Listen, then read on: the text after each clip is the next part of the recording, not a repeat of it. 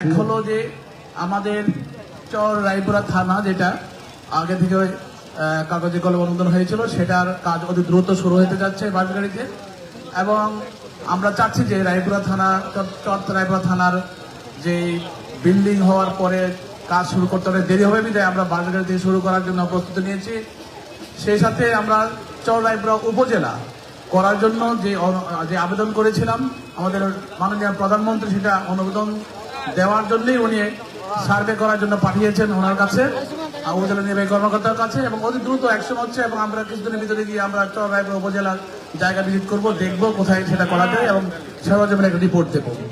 তা আপনারা চর রায়পুরা উপজেলার কার্যক্রমটা আমরা চাই একটা মডেল হিসেবে করতে এবং অনেক বড় জায়গা নিয়ে আমরা সুন্দরভাবে সাজিয়ে করব, যাতে করে নাকি এটা সারা বাংলাদেশ এটা দিকে তাকিয়ে থাকে এবং দেখে। এবং চরাঞ্চল থেকে আমাদের থানা এবং চর রায়পুরা উপজেলা যদি সুন্দরভাবে কাজ করে তাহলে ওই এলাকার উন্নয়নটা আলাদাভাবে হবে, বাজেটও আলাদা থাকবে। তা আমাদের